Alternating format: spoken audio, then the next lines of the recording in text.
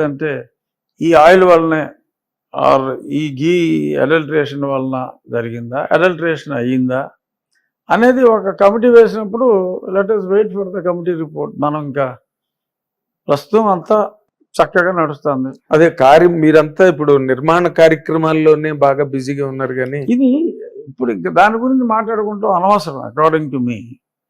అదొక పీడకల, గతం గత. ప్రస్తుతం అంతా చక్కగా ఉంది, లడ్డు క్వాలిటీ బాగుంది, ప్రజలు హ్యాపీగా ఉన్నారు.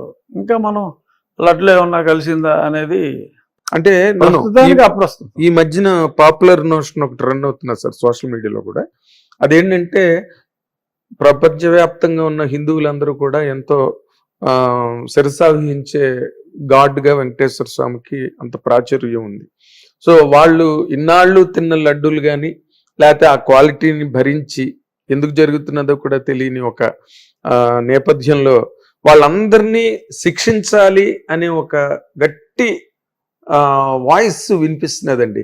మన వైపు నుంచి, స్టేట్ గవర్నమెంట్ వైపు నుంచి అది కంప్లీట్ గా హర్షప్ చేసేసినట్టేనా, లేకపోతే దాని మీద? హర్షప్ అని కాదు కదా, అది ఒక బాధ్యత గల ఒక సంస్థగా అప్పచెప్పారు. అంటే రాష్ట్ర కేంద్ర ప్రభుత్వ సంస్థల్లోనూ సంయుక్తంగా అప్పచెప్పారు. సో అది ఆ రిపోర్ట్ రావాలి. ఏమొచ్చినా కూడా ప్రస్తుతం అంతా సవ్యంగా ఉన్నప్పుడు మనం ఫోకస్ చేయవలసిన దాని మీద ఫోకస్ చేయకుండా దాని మీదే ఫోకస్ చేయటం according to me it's waste of time. ఎందుకంటే తిరుపతిలో చేయాల్సినవి చాలా ఉన్నాయి. లడ్డు తింటమే కాదు, తిరుపతిలో చేయవలసినవి. మీరు జెరూసలేం వెళ్తే డిస్కౌంట్లు ఇస్తున్నారు, మెక్కా వెళ్తే డిస్కౌంట్లు ఇస్తున్నారు, మరి వెంకటేశ్వర గుడికి వెళ్తేనేమో వాయించేస్తున్నారు. అవును, 1000 రూపాయలది 4000 రూపాయలు చేశారు రూము, 200 రూపాయలది 1500 చేశారు. అలా రకరకాలుగా ఛార్జెస్ పెంచారు. సో ఇప్పుడు దేనికైనా ఎలా భక్తుడిని, ఇప్పుడు ఉన్నవాడు విపరీతంగా ఇస్తున్నాడండి వెంకటేశ్వర స్వామికి. అవును, 3.5 కోట్లు యావరేజ్ వచ్చేస్తుంది డిబ్బీకే. వాళ్ళు చాలా ఇన్స్టిట్యూషన్స్ నడుపుతున్నారు, అంత బాగానే ఉంది. ఈ డబ్బును బట్టి నడుపుతారు. బోల్డ్ డిపాజిట్స్ ఉన్నాయి వెంకటేశ్వర స్వామికి. నేననేది ఒక ధనవంతుడు కాని భక్తుడికి మనం ఏం ఫెసిలిటీస్ ఇస్తున్నాం, ఉచితంగా నువ్వు ఎంతమందికి ఇస్తున్నావు? దర్శనం కావచ్చు, ఫెసిలిటీస్ కావచ్చు. మరి గతంలో ఒక వాటర్ బాటిల్ ప్లాస్టిక్ నిర్మూలన అన్నారు, మంచిదే ప్లాస్టిక్ నిర్మూలన. సీసాలో పెట్టారు, సీసాకి 50 రూపాయలు 60 రూపాయలు ఎందుకు ఛార్జ్ చేయాలి? ఆ సీసా వెనక్కిస్తే 20 రూపాయలు ఇస్తా ఉన్నారు. అవును. సో 20 రూపాయలు సీసా వెనక్కి ఇస్తే 20 వెనక్కి ఇస్తున్నారు అనుకోండి. నీళ్ళకి 40 రూపాయలు దేనికి? నువ్వు ఇవ్వలేవా వాటర్ ఫ్రీగా? ఇప్పుడు డబ్బున్నోడు ఎలా కొనుక్కుంటాడు? డబ్బు లేనివాడికి నువ్వు ఫ్రీగా ఎందుకు బాటిల్ చేసి ఎందుకు ఇవ్వలేవు? అది ఎవడో పట్టుకెళ్ళలేడు కదా బాటిల్. పట్టుకెళ్తే కొంతమంది పట్టుకెళ్తారు, పోతే పోయింది అనుకో. ఆ సీసాలు వెళ్ళేటప్పుడు మళ్ళీ అన్నీ సక్రమంగా ఒక దగ్గర ఇచ్చేయండి. ఈ వాటర్ బాటిల్ కొన్ని ఒక 10 సెంటర్లో పెట్టి వాటర్ బాటిల్స్ మళ్ళీ మీరు వెళ్ళేటప్పుడు ఇచ్చేయండి అని భక్తులకి ఒక విన్నపం చేశారనుకోండి, వాడు భక్తులైతే గ్యారంటీగా అక్కడ పెట్టి వెళ్ళిపోతాడు. సో ఎవడో పట్టుకోడు కదా, ఎక్కడ ఖాళీ చేసా వేసుకుని మోసుకెళ్తాడా? ఎవడో ఒకడేమో తీసుకెళ్ళాడు. ఆవిడ డిబ్బీలో కనీసం 100 రూపాయలు వేయినోడు ఎవడో ఉండడు. 100 రూపాయలు డిబ్బీలో వేసినోడు ఒక 20 రూపాయలు చేసా ఇచ్చాను అనుకో. ఇప్పుడు is a rich god, richest god. Many rich people are coming and okay, వ్యాపారంలో కలిసి వస్తే నేను 2% ఇస్తాను వెంకటేశ్వరం, లేదా 5% ఇస్తానని బోల్ మంది ఉన్నారు, ఇస్తున్నారు. సో భక్తులకి ఫెసిలిటీస్ ఎలా పెంచాలి అట్ రీజనబుల్ కాస్ట్? అంటే మీరు మాట్లాడుతున్నది వ్యాపార ధోరణి ఉండకూడదు తిరుపతిలో అనేది నా భావన. ఎలా వేస్తారు వాళ్ళు? ఆ వ్యాపార ధోరణి ఉండకూడదు. దానికి మనం ఏం చేయాలి? తిరుపతిలో టిఫిన్ తింటే 200 రూపాయల దోశ, 300 రూపాయల దోశ, ఎందుకు అంత లూటింగ్ అవసరమా? వీటి మీద ఫోకస్ చేయాలి. లడ్లో ఏమైంది, గుడ్లో ఏమైంది అనేది కాదు. కరెక్ట్. లడ్డు ఇప్పుడు సెటిల్ చేశారు సీఎం గారు, ఫుల్ ప్రూఫ్ సిస్టమ్ పెట్టేశారు, అయిపోయింది. తర్వాత చూద్దాం. Okay. Let us focus on the what present has to be done for the pilgrims. భగవంతుడిని భక్తుడికి గ్యాప్ క్రియేట్ అయిన మాట వాస్తవం. కావాలని క్రియేట్ చేశారా, యాదృచ్ఛికంగా జరిగిందా అనేది పక్కన పెడితే గ్యాప్ క్రియేట్ అయిన మాట వాస్తవం. ఒకసారి వచ్చినోడు నాన్ విఐపి అయి ఉంటే అనవసరం రా బాబు అని ఒక ఫీలింగ్కి వెళ్ళిపోతున్నారు చాలామంది. అయినా చూడాలని వచ్చే వాళ్ళ సంఖ్య ఎక్కువగా ఉంది కాబట్టి ఇబ్బంది లేదు. అవునండి. బట్ ఆ గ్యాప్ అన్నది కొంత క్రియేట్ అయింది, దాన్ని నారో డౌన్ చేయాలి, పూర్తిగా ఎలిమినేట్ చేయాలి రాబోయే సంవత్సరం 2 సంవత్సరాల్లో. సో దానికి ఏం చేయాలి, ఎలా చేయాలి అనేది మనం ఆలోచించాలి తప్ప. ఇప్పుడు అన్ని ప్రణాళికబద్ధంగా ప్రాతిపదికలు రెడీ అయినాయి. ఏమో నాకు తెలియదు. ఓకే, ఒక భక్తుడిగా నా మనోభావాలు చెప్తున్నా అంతే. రైట్. మీ అబ్జర్వేషన్ వాళ్ళు ఏం చేస్తారు అనేది, అంటే ఇప్పుడు కమిటీ ఎప్పుడు ఫామ్ అవుతుంది నాకు తెలియని అంశాలు అవన్నీ. అదే ఇప్పుడు వరకు ఇంకా టీటీడీ చైర్మన్ కూడా ఫైనలైజ్ అవ్వలేదు. మీ పేరు బాగా వినిపించింది అందులో ఒక టైంలోని. ఏదో నా పేరు పలు సందర్భాల్లో పలు పోస్టులకి ప్రజలు పెడతా ఉంటారు. అవును. సో మీ నోట్లని ఎప్పుడు రాలేదు నాకు కావాలి టీటీడీ చైర్మన్ అన్నమాట. మీరు ఎక్కడ ప్రజలు రకరకాలుగా పెడతా ఉంటారు. అదేలేండి. ఇందాక మీరు వాళ్ళ అభిప్రాయాన్ని వాళ్ళ మాటలో పెడతా ఉంటారు. Yes, exactly sir. ఇప్పుడు మనకి సోషల్ మీడియా ఒకటి ఉన్నది కదా, ఓపెన్ గా ఉంది. అంటే మీరు ఇందాకలు చెప్పిన దాంట్లో తిరుపతికి సంబంధించి విఐపి భక్తులు వేరు, సాధారణ భక్తులు వేరు, ఇంకా పేదరికంలో ఉన్న భక్తులు కూడా 3rd కేటగిరీలో ఉంటారు. బట్ వీళ్ళందరినీ డిమార్కేట్ చేసి వాళ్ళని బైఫర్కేట్ చేయడం అన్నది కూడా అందరికి కామన్ చేసేయడం అంటారా? కాదు, డిమార్కేట్ చేయమని నేను అంటలా. ఇప్పుడు మీరు డబ్బున్న వాళ్ళ దగ్గర ఓకే ఒక 5,000 టికెట్ కొనుక్కుంటానన్నోడికి కూడా దర్శనం ఇవ్వండి, లేనివాడికి కూడా దర్శనం ఇవ్వండి అంటున్నాను. ఉచిత దర్శనాలు ఉన్నాయి, నేనేమి కాదంటలా. వాళ్ళకి అక్కడ ఫెసిలిటీస్ ఇంప్రూవ్ అవ్వాలి అంటున్నా. గతంలో కరోనా రాకముందు కొన్ని సిస్టమేటిక్గా నడిచి, ఇది ఒక టైం స్లాట్ ఇచ్చేసేవారు, అక్కడ ఉండటానికి అకామిడేషన్ ఉంటే ఒక పూట గతంలో వాళ్ళ రూమ్లో వాళ్ళు ఉండి ఏదో సుదర్శన్ టోకెన్ అని ఏదో కట్టేవారు. ఆ టైంకి వెళ్ళేవారు, ఎక్కువ గంటలో క్యూ లైన్లో ఉండకుండా. అవును, క్యూలో ఉండే బదులు రూమ్లో ఉండేవాళ్ళు, ఇంకెక్కడైనా ఉండేవాళ్ళు. ఆ టైంకి 2 గంటల ముందో 3 గంటల ముందో వచ్చి దర్శనం చేసుకునే సిస్టమ్ ఉంది అక్కడ. ఇంత మునుపు ఆల్రెడీ ఎగ్జిస్టింగ్ అండి అది. కరోనా టైంలో తర్వాత కొన్ని అలా గ్యాప్ వచ్చేసి అంతకుముందు ఉన్న మంచి సిస్టమ్స్ని పక్కన పెట్టేశారు. ఇప్పుడు కాలినడకన వచ్చే భక్తుడికి ప్రయారిటీ పెట్టారు. That was a good decision. Priority. So కాలినడకన వచ్చే భక్తుడికి ప్రయారిటీ ఇవ్వాలి అన్డౌటెడ్లీ. ఇప్పుడు అది లేదు, కరోనా టైంలో తీశారు, మళ్ళీ అది రీఇంట్రడ్యూస్ చేయలే. సో అంటే వచ్చేవాళ్ళు ఎక్కువైనప్పుడు ఎలాగ సర్దాలి అనేది it's not an easy task. But నేను అనేది ఏంటంటే ఆ దిశగా ఆలోచించాలి అంటున్నా. గతంలో ఎన్నో చాలా మంచిగా జరిగినాయి, ఆ మంచిని తీసుకుని ఈ 5 సంవత్సరాల్లో చాలా అబరేషన్స్ వచ్చినాయి. ఆ అబరేషన్స్ ఏంటి అనేది తీసుకుని, so how to bring back the earlier good decisions and how to move away from the recent aberrations అనేది ఆలోచించుకుంటే, వాళ్ళు ఆలోచించట్లేదు అని నేను అంటలా. దే మైట్ బి థింకింగ్, అది నేనేం కాదంటలా. But there has to be shorter time lines.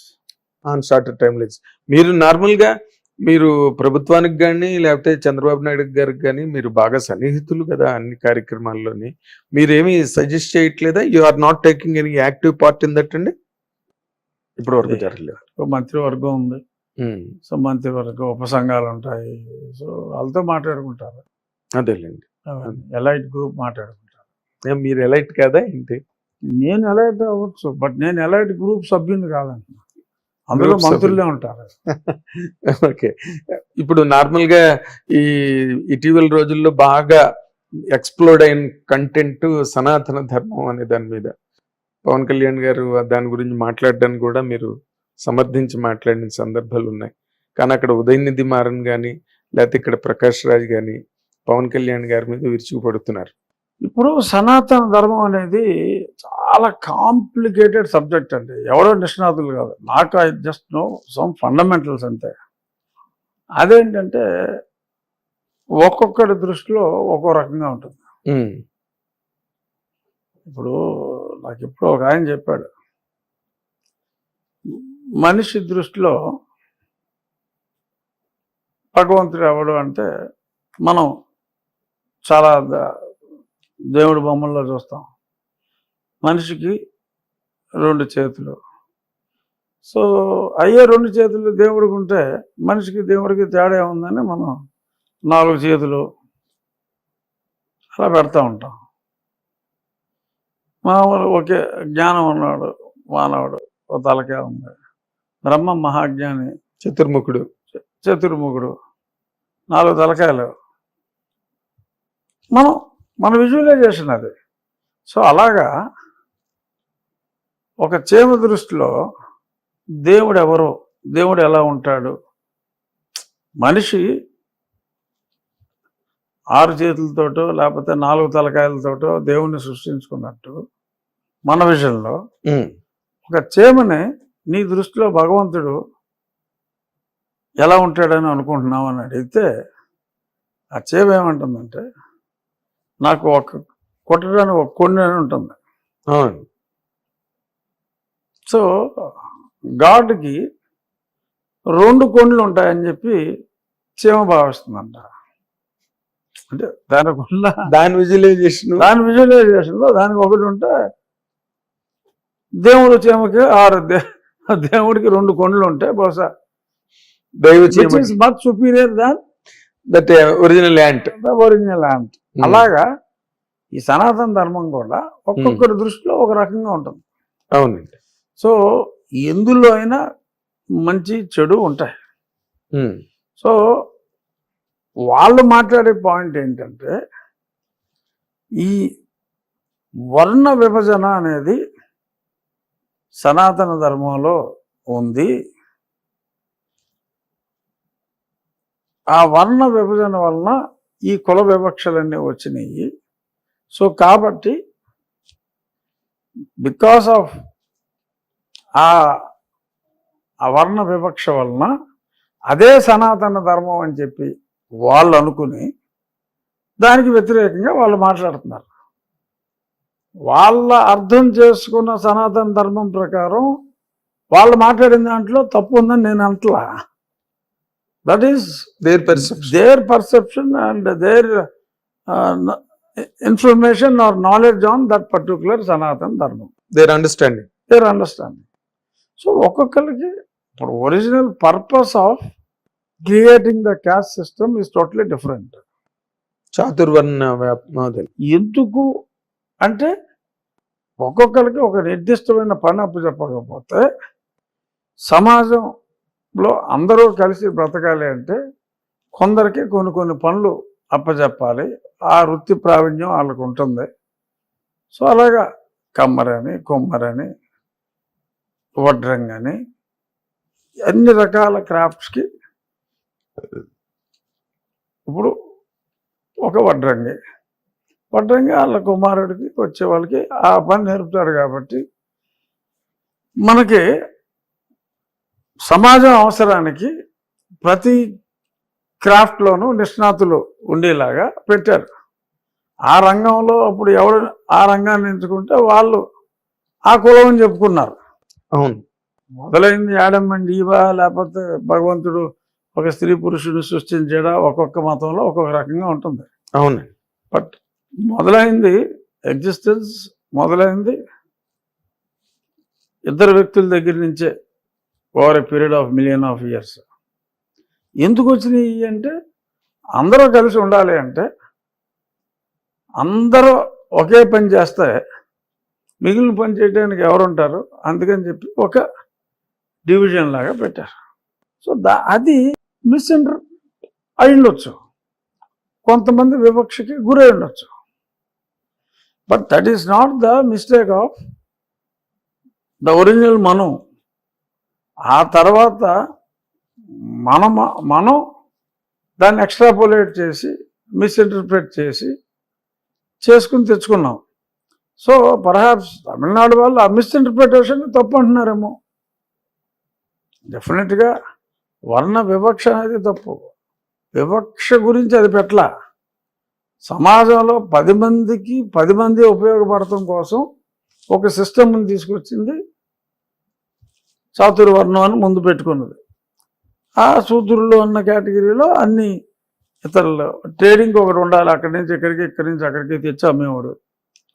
So అప్పుడు ఎవరైతే అందులో ఎంచుకున్నారో వాళ్ళు వైశ్యులుగా పరిగణించబడ్డారు. వేరే వాళ్ళు కూడా చేస్తుంటారు.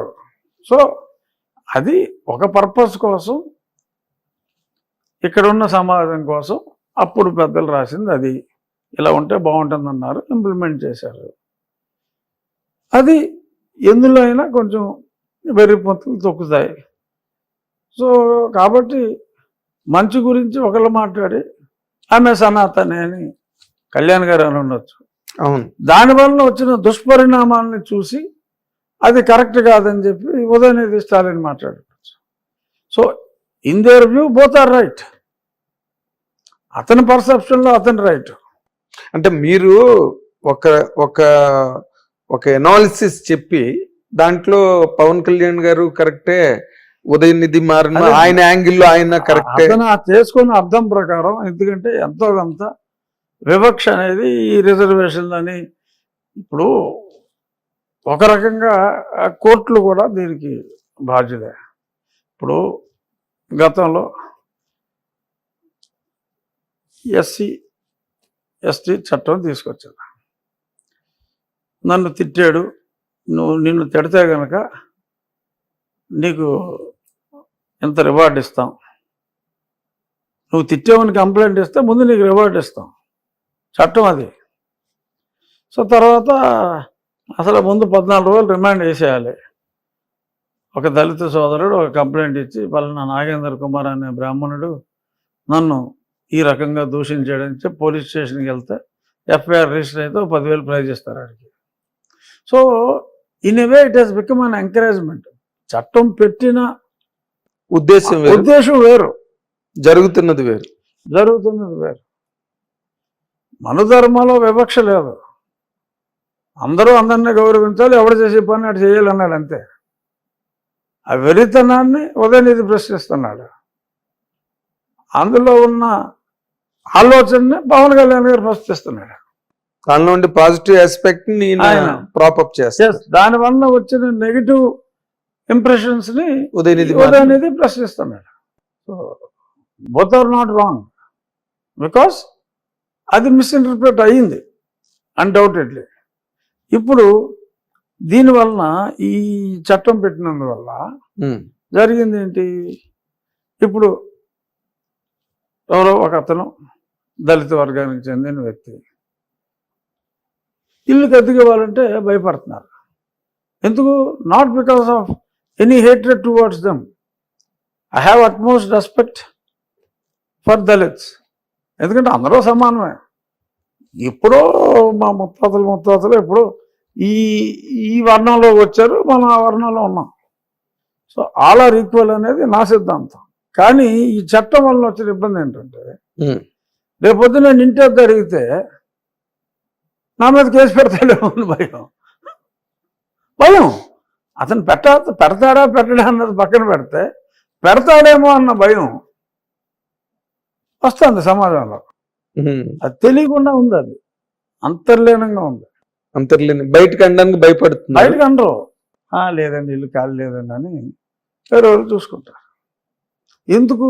ఇది మన చట్టాల ద్వారా లేని అంతరాన్ని మనం క్రియేట్ చేస్తున్నాం.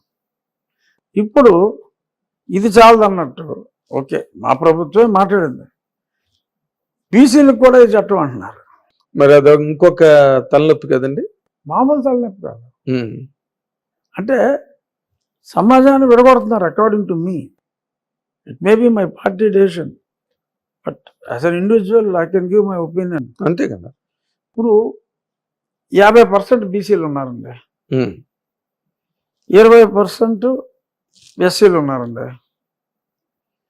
ఇక మిగిలిన సోకాల్డ్ అగ్రవర్ణాలు, అగ్రవర్ణం లేదు, గుండు లేదు, ఎవరి దగ్గర డబ్బులు లేవు. డబ్బులు ఉన్న వాళ్ళ దగ్గర డబ్బులు ఉన్నాయి, లేని వాళ్ళ దగ్గర లేవు. డబ్బులున్న ఇప్పుడు ప్రతి వాళ్ళు అగ్రవర్ణం. అందరికన్నా బిగ్గెస్ట్ అగ్రవర్ణంగా ఈ చాతుర్వర్ణంలో చెప్పేది బ్రాహ్మలు. బ్రాహ్మణులు ఉన్నంత దౌర్భాగ్య స్థితిలో ఎవరు లేరు. అవును. చెప్పాలి అంటే చదువుకు తగ్గ ఉద్యోగాలు రావు, ఎందుకంటే రిజర్వేషన్లో 100కి 99 వస్తాయి కానీ మీకేమి రావు. 70 వస్తే మీకు ఉద్యోగం రాదు. సో ఈ చాతుర్వర్ణ సిస్టంలో ఇప్పుడు చంకనాకపోయింది బ్రాహ్మణులు, అవును. According to me, honestly I'm telling. So అదొక 3%. ఇప్పుడు సోకాల్డ్ సమాజంలో బ్రాహ్మణులు ఒక 3% అండి, వైశ్యులు ఒక 4% ఉంటారు, క్షత్రియులు ఓ 1% అండి. సరే, కమ్మవారు ఒరిజినల్గా శూద్రులైన అగ్రవర్ణంలో ఉన్నారు. సో కమ్మవాళ్ళు ఒక 6% వేసుకోండి. రెడ్డి అనే కులం లేకపోయినా దట్స్ ఎ టైటిల్. కాపులు రెడ్లు అంతా మోరల్లే సేమ్. ఏం వేసుకున్నా ఈ అగ్రవర్ణాలు ఆ చాతుర్వర్ణ సిస్టమ్ తీసేసి ఒక 25% ఎస్సీ, ఎస్టీ, బీసీ, మైనారిటీ. ఎందుకంటే మైనారిటీ కూడా బీసీలో వస్తారు. వీళ్ళని చూసుకుంటే మీకు 75% అయిపోయింది. సో వివక్షకు గురైంది ఎవరు? ఇప్పుడు రేపు బీసీ చట్టం కూడా వస్తే ఈ మిగిలిన సోకాళ్ళ అగ్రవర్ణ కులాలు వివక్షకు గురవుతారు. చాలా స్పష్టంగా కనిపిస్తుంది కదా. మీకు అర్థమవుతుంది. ఇప్పుడు హ్యాపీగా అందరూ కలిసి ఉన్నాం, ఒక అక్కర్లేని హక్కుని ఓట్ల కోసం ఇంకా దేనికోసం నువ్వు ఇచ్చి, అలా అడగని హక్కు, అక్కర్లేని హక్కు. ఎవడన్నా ఉద్యమాలు చేశాడా మాకు మేము వివక్షకు గురవుతున్నామని? ఇప్పుడు అసలు వివక్షకు గురయ్యేది ఎవరు తెలుసా? వైశ్యాసు, బ్రాహ్మిన్స్. నేను ప్రత్యక్షంగా చూస్తున్నా. బ్రాహ్మణుడు అంటారు, బ్రాహ్మణుడు అని పలకడం కూడా కష్టమే. బ్రాహ్మణుడు అంటారు. ఇప్పుడు అసలు స్కూల్లోనేమో తెలుగు తీసేస్తున్నారు, సరిగ్గా స్పష్టంగా పలకలేని పరిస్థితి. సంస్కృతి అలాగే లేదు. ఇప్పుడు బ్రాహ్మణుణ్ణి బ్రాహ్మణుడు అంటారు. క్షౌరం చేసే వ్యక్తిని మనం పూర్వం పరిభాషలో మంగళి అని, మన పుస్తకాలన్నింటిలో కూడా మంగళి అని ఉంటుంది. అవును. ఇప్పుడు నాయి బ్రాహ్మణుడు అనకపోతే అతను కేసు పెట్టచ్చు, అనకపోతే పెట్టచ్చు. బ్రాహ్మణుడినేమో బ్రాహ్మణుడు అంటే నీకు దిక్కుమొక్కు లేదు. కరెక్ట్. ఒక నాయి బ్రాహ్మణుడిని అంటే నాయి బ్రాహ్మణుడు అన్న పదం ఉందని అసలు ఇవాళ ఉన్న ఇంగ్లీష్ మీడియం ఎడ్యుకేషన్లో లేదు. కానీ నువ్వు బార్బర్ అంటే ఒప్పుకోడు, ఇంగ్లీష్లో నీకు బార్బర్ అని ఉంటుంది. నాయి బ్రాహ్మణుడికి ప్రత్యామ్నాయ పదం లేదు అక్కడ, వాషర్మెన్ అని ఉంటుంది. ఈ చట్టం ప్రకారం యూ వాషర్మెన్ అంటే నాకు లేదు, ఎందుకంటే ఇంగ్లీష్ మీడియం చదువుకుంటున్నాడు, ఇంగ్లీష్లో వాషర్మెన్ అనే ఉంటుంది. దానికి వేరే నామినిక్లేచర్ లేదు కదా, వేరే నామినిక్లేచర్ లేదు. ఓ రజిక అని పిలవకపోతే అతను కేసు పెట్టచ్చు. చాలా పెక్యులర్ ప్రాబ్లమ్స్. రజిక చట్టం అదే చెప్తుంది. ఇప్పుడు ఎలా ఇంత కాంప్లెక్స్ కావుడోడు అంటే నీ కేసు పెడతానికి లేదు, దాని పక్కన ఇంకో సఫిక్స్ కూడా పెడతారు. మనం మాట్లాడుకోలేము సభ్య సమాచారం, డబ్బులు కూడా పెడతారు. అదే అనుభూతున్నాను. సో మీరు అనవచ్చు బీయింగ్ ఏ బ్రాహ్మణ్, నేను అనలేను అంటే మళ్ళీ బ్రాహ్మణ సంఘాలు నన్ను కూడా పడతాయి. అవును, బ్రాహ్మణ కొడుకులు అంటారు కదా. అదే మీరు అనవచ్చు, మిమ్మల్ని ఎవరేమనరు. నేను అన్నాను అనుకోండి, మళ్ళీ నన్ను తప్పుపడతా. ఇప్పుడు అలాగా మీరు వర్ణ వివక్షకు గురవచ్చు. కానీ అసలు పదాలే లేని ఇప్పుడు ఇంగ్లీష్ మీడియమే అయిపోతుంది. రజకుడు అంటే ఎంతమంది తెలుసండి? ఎప్పటికీ తెలియదు. అసలు చెడు ఉద్దేశం మనసులో ఉండదు. ఆ పదం అది చదువుకున్న పదం, అది చెడు ఉద్దేశం ఉండదు. కానీ రేపొద్దున కేసు పెట్టచ్చు ఏంటి, పెడతారు. సిస్టమే ప్రొవోక్ చేస్తుంది కదా. సిస్టమ్ ప్రొవోక్ చేస్తుంది. మరి కేసు కట్టిన వెంటనే నువ్వు రివార్డ్ ఇస్తున్నావు. అది ఎంత అన్యాయం అండి. కేసు పెడితే అవార్డు ఏంటండి? అది ఉంది సిస్టమ్. కళ్ళు ఎర్రగా కూడా చూడకూడదంట, తెలుసా మీకు? అది ఉన్నాయి, చాలా ఉన్నాయి. మరి ఇప్పుడు డెఫినెట్ గా దీని మీద చర్చ వచ్చినప్పుడు బీసీలు కూడా అబ్జెక్ట్ చేస్తారు. ఇదో పెద్ద ప్రాబ్లము. అవునండి. మళ్ళీ మరి దీన్ని ఎస్సీ ఎస్టీ అట్రాసిటీని ఎలాగ మిళితం చేస్తారు అంటే, ఒక దళితుడు బీసీ మీద కేసు పెట్టచ్చా? ఈ బీసీకి ఇచ్చే హక్కులో దళితుడి మీద కూడా కేసు పెట్టవచ్చా? ఒక దళితుడు పొరపాటున ఓ మంగళయానో చాకలానో అంటే వీళ్ళు ఎస్సీ మీద కేసు పెట్టవచ్చా? ఎక్కడికి వెళ్తున్నాం మనం? మీరు కేసులు పెట్టుకుని చావండి రానా? అరే అందరూ కలిసిపోయాం, అందరూ హ్యాపీగా ఉన్నాం. అక్కర్లేని హక్కు నువ్వు ఇచ్చి ప్రొవోక్ చేసి మనుషుల మధ్యన కులాల మధ్యన అంతరాలు సృష్టిస్తున్నాయి ఈ చట్టాలు అనేది నా అభిప్రాయం.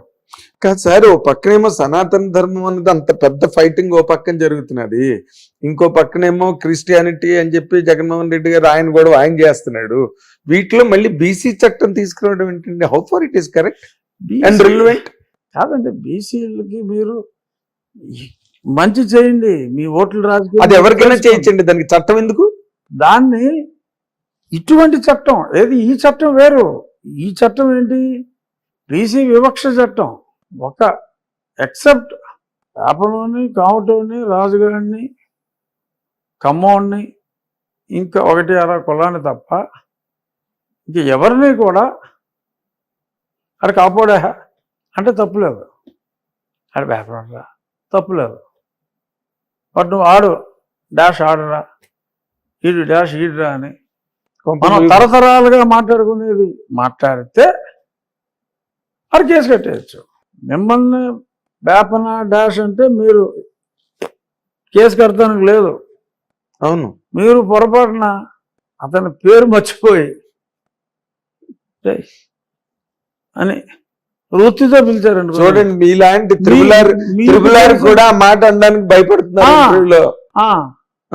అవును, కేసు పెడతాడు. కేసు పెడతాడు, రేపు చట్టం వచ్చిన వెంటనే అప్పుడు ఇలా మాట్లాడేయడానికి. సో అంతరాన్ని అక్కర్లేని చట్టాలు తీసుకొచ్చి పెంచుతున్నారు ఓట్ల కోసం. అది కరెక్ట్ కాదు అనేది నా అభిప్రాయం. సరే, రేపు వెళ్ళిపెట్టినప్పుడు నా అభిప్రాయం నేను చెప్పొచ్చు. సరే, మెజారిటీ ఏమంటే అదే నడుస్తుంది, అది వేరే విషయం. కానీ అట్లీస్ట్ పీపుల్ షుడ్ అండర్స్టాండ్. పరిపాలకులు తీసుకొచ్చి ప్రజల మీద రుద్ది మళ్ళీ ప్రజలు ఇంకేమో ఆలోచిస్తారండి. అదే టబాకో గూడ్స్ అన్ని రోడ్డు మీద పెట్టి అమ్మి వాడద్దు చచ్చిపోతారని చెప్పినట్టు ఉంటుంది. ఎదురుగుండా అవైలబిలిటీలో పెట్టి వద్దొద్దు అని సినిమా థియేటర్లో చావు కొడతారు. లోపలికి వెళ్ళి మనం ఏదో ఎంటర్టైన్మెంట్ కోసం అని కూర్చుంటే, ఇప్పుడు ఇది కూడా అలాంటిదే. చట్టం తీసుకొచ్చి పెట్టి ప్రజలారా మీరు ఆలోచించండి అంటే ఏం ఆలోచిస్తారు? వీడిని ఎలా ఇరికించాలి, వీడిని ఎలా చావు కొట్టాలని ఆలోచిస్తారు. చూడండి, అసలు రేపు ఆ చట్టం కూడా వచ్చాక ఎన్ని కోర్టు కేసులు పెరుగుతాయి, కోర్టులు పెరుగుతాయి, లాయర్లు బాగుపడతారు, వృత్తి బాగా వృద్ధి చెందుతుంది, లాయర్ వృత్తి. మళ్ళీ ఇప్పుడు అందులో కూడా ఇప్పుడు 50% బీసీలు ఉన్నారు కదా, ప్రతి కులానికి హక్కులు ఇస్తున్నారు. ఆ ఇంటర్ కులాల్లో కూడా మళ్ళీ కేసులు కట్టుకుంటారు. అది నాయి బ్రాహ్మణుడు రజకుడి మీద కేసు పెట్టుకోవచ్చు, కానీ గొప్ప రజకుడు యాదవుల మీద పెట్టుకోవచ్చు, ఎవరి మీద పడితే వాళ్ళ మీద పెట్టుకోవచ్చు. ఈ 4 వర్ణాలు మాత్రం గట్టు మీద నిలబడి చూస్తుండని తప్పితే వీళ్ళు మంచి చెడు తెలిసి కూడా ఏమి చెయ్యాలంటే మనం ప్లాస్టర్ వేసుకుని తిరగాలి. ఇప్పుడు ఈ ప్రకాష్ రాజ్ గారు కూడా జస్ట్ ఆస్కింగ్ అని ట్విట్టర్ లో విపరీతంగా పవన్ కళ్యాణ్ గారి మీద ఎగ్నెస్ట్ గా యుద్ధం చేస్తున్నాడు దీని మీద. అదేనండి, ఇప్పుడు ఆయన రాజ్యాంగంలో ఉన్న వాక్ స్వాతంత్రం అనే దాన్ని బాగా వాడుకుంటారు. ప్రొవిజన్ ఆయన వాడుకుంటున్నాడు. ప్రకాష్ రాజ్ గారికి రాజ్యాంగం చాలా బాగా తెలుసు. Is a well read person. Is well read person. నాకు చక్కటి పరిచయం ఉంది ఆయనతో. Is a well read person. డెఫినెట్గా ఓకే, కొన్ని అట్లో అంత ఎక్స్ట్రీమ్ ఉంటే ఉండొచ్చు. ఎక్స్ట్రీమ్ మీరు చాలా well read person. No well read being well read and being well expressed are two different faculties and aspects. ఇప్పుడు సనాతన ధర్మం అన్న దాని మీద ఇప్పుడు అతను ఏదో డిఎంకేకి ఎఫిలియేషన్ ఏదో ఉన్నది కాబోసు ప్రకాష్ రాజ్ గారికి. ఉదయనిధి మాట్లాడిన దాన్ని సమర్థిస్తూ ఇంకో పక్కన పవన్ కళ్యాణ్ గారిని దుయ్యబడుతున్నాడు. నువ్వు డిప్యూటీ సీఎంవా, యోగివా, ఏంటి, వాట్ ఆర్ యూ అని క్వశ్చన్ చేస్తున్నాడు పబ్లిక్ ప్లాట్ఫామ్ మీద. ఇప్పుడు he also cannot oppose somebody's right of speech కదా. ఇప్పుడు పవన్ కళ్యాణ్ గారిది రైట్ ఆఫ్ స్పీచేగా. ధర్మ సంస్థ హిందూ ధర్మ పరిరక్షణ బోర్డుని పెట్టమని అడుగుతున్నాడు ఆయన. దాన్ని మీరు కూడా సమర్థించారు. నేను సమర్థించడమే కాదు, అసలు వీళ్ళందరూ హిందువులుగానో లేకపోతే ఇంకో రకంగానో సనాతనీయులుగా మారక ముందే నేను 4 ఏళ్ల క్రితం పార్లమెంట్ లో మాట్లాడిన టాపిక్ కదా అది. 4 ఏళ్ల క్రితం మాట్లాడాను ఈ బోర్డు కావాలని. బట్ దాని మీద ఏమైనా దానికి సంబంధించిన ఏర్పాట్లు కానీ ఏవి ఇప్పుడు కళ్యాణ్ గారు పట్టుకున్నారు కాబట్టి అవ్వచ్చు. అప్పుడు నేను పార్లమెంట్ లో మాట్లాడాను, చాలా మంది నా మీదకి వచ్చారు, ఇదేంటి ఎలా మాట్లాడాను, బీజేపీ వాళ్ళు సమర్థించారు. కాదు మీరు మాట్లాడితే మీ మీదకి రావడం కాదు, మీ మీదకి వచ్చే మాటలే మీరు మాట్లాడతారు. జనరల్ టాక్ ఉండదు మీ దగ్గర. 10 మందిని ప్రేరేపించి ఆలోచింపజేసే మాటలే మీరు మొదటి నుంచి మాట్లాడుతున్నారు. అవన్నీ ప్రూవ్ అయ్యాయి. జగన్మోహన్ రెడ్డి గారి మీద మీరు డైరెక్ట్ గా ప్రత్యక్ష యుద్ధానికే దిగారు, being with in the party. So మీరు ఇంకా ఆయిరత్తులు వరుణ్ అంటారు తమిళ్లో, అంటే వేలల్లో ఒక్కడు అన్నమాట. అలాగే ఇప్పుడు ఈ రోజున పవన్ కళ్యాణ్ గారు కూడా ప్రభుత్వంలోకి వచ్చి ప్రభుత్వ పీఠం మీద ఉన్న వాళ్ళు ఎవరు కూడా ఒక మతాన్ని ఓన్ చేసుకుని మాట్లాడలేదు ఇప్పటి వరకు కూడా ఎవరు. బట్ దాన్ని ఆయన చాలా ప్రాక్టికల్ గా is reiterating vociferously on every dais, on every possible occasion. దానికి ఏమైనా మరి నరేంద్ర మోడీ గారు కూడా హిందూ ధర్మ పరిరక్షణ ఆస్పెక్ట్ లోనే ఆయన మూవ్స్ అన్ని ఉంటాయి. దాని గురించి ఏమైనా కట్టుదిట్టమైన ప్రణాళిక ప్రాతిపదిక తయారవుతున్నదండి లేదా? తెలియదు. అది దేశ ప్రధానికి ఒక రాష్ట్ర ఉప ముఖ్యమంత్రికి ఉన్న రిలేషన్. అంటే ఎలియన్స్ పార్టీయే కదా, కూటమే కదా మీరందరూ కాదండి. కూటమి నాయకులు మాట్లాడుకోవటం వేరు, కూటమిలో ప్రతి ఓడు నాయకుడు కాలేడు కదా. అవును, అఫ్ కోర్స్ నాయకుడు. మరి మీ తాలూకుది ఎప్పుడు మేము వినడమే తప్పితే ఈ రోజు వరకు ప్రభుత్వం వచ్చేప్పుడే 4-5 నెలలు అయిపోతున్నదా? 4 నెలలు దాటింది. 4 నెలలు దాటి 4 నెలల 10 రోజులు. అదే 4 నెలలు 5 నెలలు, అదే నేను 4 నెలలు 10 రోజులు. 10 రోజులు. మరి ఈ రోజు వరకు మీ కి ఏదో ఒక ప్రత్యేకమైన హోదా కల్పిస్తారని వింటున్నాం. సర్కిల్స్ లో వినిపిస్తున్నది, పేపర్స్ లో రాస్తున్నారు, సోషల్ మీడియాలోని పొక్కుతోంది. కానీ ఎక్కడ మీ వైపు నుంచి అసలు ఏంటి, అసలు ఏం జరుగుతున్నది, ఇక్కడ ఏం జరుగుతున్నదో నాకు తెలియాలని ప్రకాష్ రాజ్ డైలాగ్ లాగా అడుగుతున్నాను మిమ్మల్ని నేను. స్టేట్ రిప్రజెంట్ చెప్పిన దాంట్లోనే సమాధానం ఉంది. ఎలా మాట్లాడుకుంటున్నారు కానీ ఏమీ జరగట్లేదని అన్నారు కదా. నేను అదే సోషల్ మీడియా మాట్లాడుకుంటున్న మాటలే నాకు తెలుసు, ఎందుకంటే సోషల్ మీడియాని ఫాలో అవుతాం కాబట్టి. అంటే నార్మల్ గా మీరు ఈ పార్టీలోకి వెళ్ళి ఈ పార్టీ ద్వారా పోటీ చేసి గెలిచి ఆ నేపథ్యంలో చాలా మంది ఏమనుకున్నారంటేనండి, అందరి వాయిస్ నేను రిప్రజెంట్ చేస్తున్నా. ఎందుకంటే యూఆర్ ది ఫస్ట్ రెబెల్. పార్టీలో ఉండి జగన్మోహన్ రెడ్డి గారి పార్టీని మీరు అసలు మామూలుగా చీల్చి చెండాడలేదు మీరు. దాన్ని అలా చేసిన మొట్టమొదటి వ్యక్తి. తర్వాత ఈ ఎలక్షన్ వాతావరణం అంతా బాగా వచ్చిన తర్వాత పార్టీ మాట్లాడుకోవడం వేరు. మీరు విత్ ఇన్ ది పార్టీ ఉండి ప్రాణాలకు కూడా తెగించేంత వరకు వెళ్ళిన వ్యక్తి మీరు. 3 సార్లు చావు తప్పించుకున్నా. అదే అంటున్నా. అలాంటి మీకు ఏదో ఒకటి 100% ఒక ప్రత్యేకమైన స్థానము, లేకపోతే ఒక ప్రత్యేకమైన యుద్ధమిద్దమైన నిర్దిష్టమైన హోదా ఏదో ఒకటి కలుగుతుందని, కలిగిస్తారని చెప్పి అందరూ ఆశించారు. But why it is not happening? మీకు తెలిసినంత వరకు, మీ అబ్జర్వేషన్ వరకు, what is blocking you? Blocking మీయా? What is blocking the leaders అనేది మనం అడగాలి అంతే తప్ప.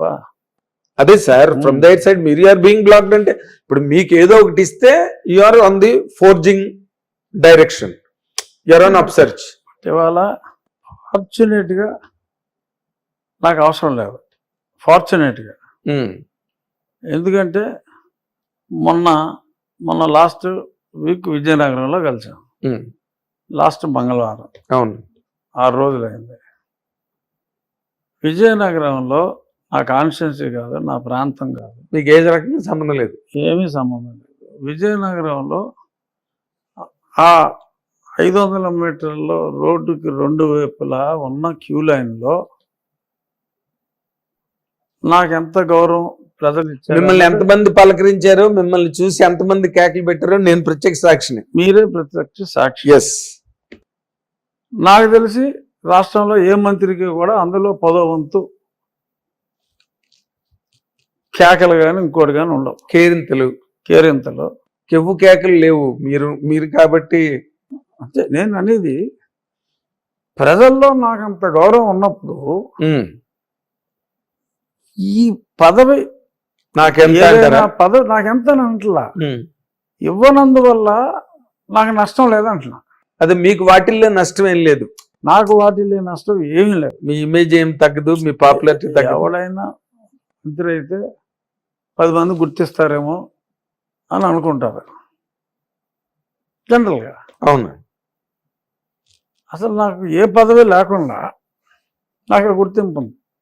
ఈవెన్ నేను ఎమ్మెల్యే కాకపోయినా కూడా నాకు గుర్తింపు, అదే గుర్తింపు ఉండేది. అవును, ఈసారి ఎమ్మెల్యే కాకపోయినా, ఈసారి నేను ఎమ్మెల్యే కాకపోయినా, గెలవకపోయినా, పోటీ చేస్తే గెలుస్తారులేండి. అందుకని ఎమ్మెల్యే కాకపోయినా కూడా నాకు అదే ప్రజాదరణ ఉండేది, దాంట్లో అయితే డౌట్ లేదండి. As a media person I'm telling, so you are being loved and admired, yes, by lot of people, lot of neutral people. అందరికీ పార్టీ అఫిలియేషన్ ఉండదు కదా.